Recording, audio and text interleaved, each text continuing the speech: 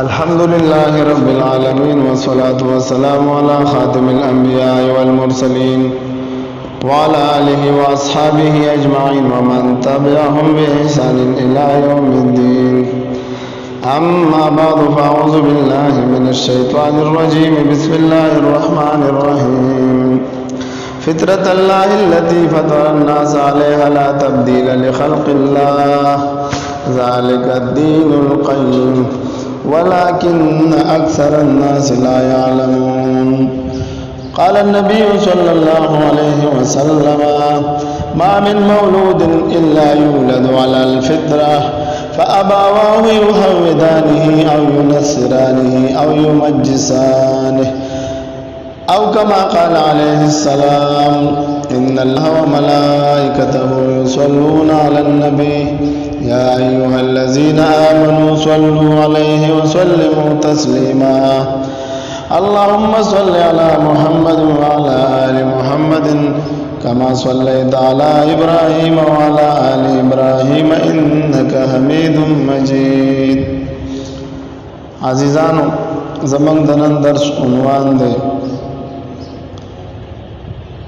بعضی خلق داوی چې نکاح نه څه ضرورت دی، نکاح مه کوئ، بغیر د نکاح ژوند تېروئ چې څنګه م خوښه وي. دا خبره د دوی غلطه ده، ځکه الله رب العزت دا ټول مخلوقات په فطرت سلیمه سره پیدا کړي دي. او قرآن کریم آیات مبارک ستاسو مخکې ما تلاوت کو، سورۃ الروم آیات نمبر 10. الله رب العزت فرمایي: فطرت الله التي فطر الناس، دا د الله تعالی فطرت دی چې پیدا کړل خلق په هغه باندې. لا تبدیل لخلق الله، اس بدلیدل نشته په دین د الله کې، او همدا صحیح دین دی، لیکن اکثر خلق په دې باندې نه پوهېږي. نو اوس چې دی دا کمې نارې او چغې وهي د نکاح، نو اصل کې دا د مغربي فلسفې بنیاد دی چې ازادي ده، او دوی له دوه قسمه ازادي حاصله ده، یو اجتماعي ده او یو انفرادي ده. اجتماعي ازادي کې د بحیثیت قوم یو فیصله کوي او بیا به چاته اختیار نه وي، دا د خپل ځان لپاره مقرر کړي، مسلمانان دې ته نه پرېږدي.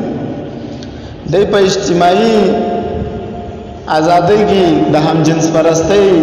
قانون پاس کړی دی، او دوی وایي دا جایز دی، او هغې باقاعده اوس دا جایز ګڼي، هم جنس پرستی کوي. او دغه شان ته کې دوی په انفرادي ازادۍ کې به بغیر د نکاح ژوند تېروي، او لکه د زناورو ژوند تېروي. اسلام د دې خبرې اجازه چاته نه ورکوي. اسلام دین فطرت دی، الله تعالی په دې باندې ټول مسلمانان پیدا کړي دي. الله تعالی دا فطرت چې دی، د الله دا فطرت دا بدلول نه دي پکار، ځکه بیا به ژوند ته لړ تنګ بدې شي. چې یو انسان دا ناپاک ژوند تېروي، نو دله هېڅ چین او سکون نه ملاوېږي. او دا موږ نه وایو، دا د دوی باقاعده الحمدلله موږ د دوی په باره کې مطالعه کړې ده. د دوی یو مشهور ساینسدان دی امریکنی، رابرټ ګیلم نومې دی، د 3 زامنو، او دا په دې دغه کې ډېر زیات ماهر و، د زنانو د دې ماهوارۍ او د زنانو په دې څومره بیماریانې دي کې د مهارت ډېر زیات و. د په دې ډي ان اے باندې ډېر تحقیق کړو. د 3 زامنو د اخره کې مسلمان شو. د 3 زامنو د چې کله تحقیق کو، یو د نطفې نه پیدا او د بل چا نه پیدا، او دا د زړه خفه شو، او د بس به چې دا څنګه. او د تحقیق هم کړو د مسلمانانو زنانو او د انګريزانو، د ملحدینو، د عیسایانو. نو هغه الحمدلله د مسلمانانو زنانه پاک ژوند تیری، ولې هغوی خاوند سره نکاح کوي، دوی بغیر د خاوند لکه د خرو د زناورو ژوند تیری. الله رب العزت قرآن کریم کې د دې وضاحت هم کړی دی. الله رب العزت فرمایي: اولئک کالانعام بل هم اضل. سورۃ الاعراف آیات نمبر 109 کې الله رب العزت فرمایي دا خلک بشان د زناور دي، بلکې د دوی نه هم زیات دي. په فطرت د اسلام کې ټوله دنیا پیدا کیږي، ځکه حدیث مبارک ما ستاسو مخکې تلاوت کو. قال النبي صلى الله عليه وسلم: ما من مولود الا يولد على الفطره. هر یو ماشوم چې پیدا کیږي دا په فطرت پیدا کیږي. نو پلار او مور دا یا د يهودي جوړ کی، یا عیسائی جوړ کی، او یا ته ملحد او نصرانی جوړ کی، مجوسی ته جوړ کی. امام بخاری رحمۃ اللہ علیہ دا حدیث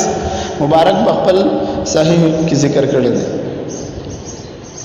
الله رب العزت په قران کریم کې د دې پاک او ناپاک خلکو وضاحت په خپل باندې کړی دی په غیر مذاهبو کې نه پاکي خزش سره او نه پاک سړی سره نو ځکه دوی د زناورو غونډه کې ژوند تیري الله رب العزت په سورۃ النور آیت نمبر 26 کې فرمایا اعوذ بالله من الشیطان الرجیم الخبيثات للخبيثين ناپاکي خزې د ناپاکو سړو د پاره دي والخبيثون للخبيثات او ناپاک سړي د ناپاکو خزو د پاره دي والطيبات للطيبين او پاکي خزې د پاکو سړو د پاره دي والطيبون للطيبات او پاک سړي د پاکو خزو د پاره دي الله رب العزت په خپل باندې وضاحت کړی دی نو دا کم چې دوی وایي چې نکاح مکه وي دا د دوی د ازادۍ د فلسفي په بنیاد باندې کوي دوی وایي چې بس نکاح ته ضرورت نشته بغیر د نکاح ته اختیار دی چې د دیو کې کته سړی سره ژوند دی او که خزه د خزه سره ژوند دی او که سړی د سړی سره ژوند دی او مغرب بیا د دې ازادۍ لپاره بیا ادارې جوړې کړې دي یعنی د خیر او د شر د تخلیق د تحفظ لپاره معاشرتی علمی او ریاستی سیستم ایجاد کړی دی چې دې کې انسان ته ازادۍ حاصلولو کې څه رکاوټ راځي دا به موږ ختمو لکه مادي مشکل چې دوی تراشي نو دا مطلب چې د سره دا وسایل نشته چې دا به خپل خواهش پوره کړي نو دوی د پاره دوی څه کوي دوی دا د مادي وسایلو ختمولو د پاره دوی د ساينس ایجادات کوي چې په دې سره د مادي کم چې د مادي د مشکلات چې دا به حاصل کړي معاشري کم مشکلواله چې راځي نو دوی ذهنونو کې د خلکو دا خبره واچولې حیا دوی عیب غني او حیا منګ الحمدلله مسلمانان د ایمان یو جزء ګڼو معاشرتي لحاظ سره دوی دا خبره وضاحت سره کوي چې او دوی باقي د ژوند نم تیری هم جنس پرستی کوي بغیر د نکاح دوی ژوند تیری معاشرتي مشکل کې دوی سو کو د اسلام د اقدار او حکم چې فطرت دی هغه ختم کو حیا نه دی حیا ته د بیماری نوم ورکو او حیات نفسیاتی بیماری ویل چې دا حیا کول دا یو نفسیاتی بیماری ده او نن هم دغه وجه ده چې دا حیا د دوی نه لاړه نو دوی اوسې شي د زناور په شان باندې لري ولی حدیث کې راځي حدیث مبارک ده اضافاتک الحیا ففعل ما شئت چې کله د حیا لاړه بیا چې صفه غویا کو نو مغربي قوم دا د حیا نه پاک دي او دوی د زناور په شان ته ژوند لري او دغه شان ته دوی د ازادۍ لپاره لیبرل حکومتونه جوړ کړي دي سیکولر حکومت لیبرل حکومت دوی دا جوړ کړي دي چې د انسان د څه قسمه رکاوټ راځي دا به ختمه لګا دی د دې حکومتونو په ذریعہ په مسلمانانو ملکونو باندې دباو اچي چیرې تاسو دا قانون لري او دا قانون د اسلام په څومره قوانين چې دي په دوی باندې دوی اعتراض کوي دوی چې کوم قانون جوړ کې من کبه اعتراض کوو من لا حق نه راکړي چې مسلمان د دوی په قانون باندې اعتراض وکړي ولی هم جنس پرستی دا د فطرت سلیمه نه خلاف دی بغیر د نکاح نه ژوند تیرول دا د فطرت سلیمه نه خلاف دی ونن موږ مسلمانان دوی په داسې انداز موږ راګر کړیو چې دوی ټول خبرې په موږ باندې مني دوی موږ ته بس تاسو په دین باندې عمل کوئ خپل مذهب دین باندې عمل کوئ اسلام باندې عمل کوئ په تور د مذهب اسلام نافذ کولو ته په تور د دین دای نه پریدي چې تیار ته دین سو کې اسلام په تور د دین نافذ کی د چې کوم ځای کې تر پاسې کې ولی دوی ټول سیستم دوی په خپل لاس کې ولې د سوشل میډیا دا د دوی په لاس کې ده دغه شان ته کې د زمنګ د مسلمانانو د ملکونو چې کوم اکثر داسې مشران دي دا د دوی په لاس کې دي اکثر چې دا تعلیم یافته کم چاته لاړ شي به دی د هغه په یونیورسيټونو کې سبق وي ټول نه هو اکثریت داسې راځي چې بیا مې د هغه مغربي فکر او افکار خوري نو د دې وجه نه هم دغه یو غټه مسله دوی نه جوړیږي نو کوشش وکړ دې الحمدلله موږ الله مسلمانان پیدا کړی په پاک دین الله را کړی دی موږ له پاک ژوند را کړی دی الله رب العزت وضاحت کړی دی چې ما تاسو د پاره د مسلمان پاکو سره د پاره ما پاکي خزي پیدا کړی دي والطيبات للطيبين والطيبون للطيبات دا شکر دی چې الله په اسلام کې پیدا کړیو په فطرت دین کې پیدا کړیو او دا فطرت دین باندې الله رب العزت موږ له دنیا او آخرت کې کامیابی راکړي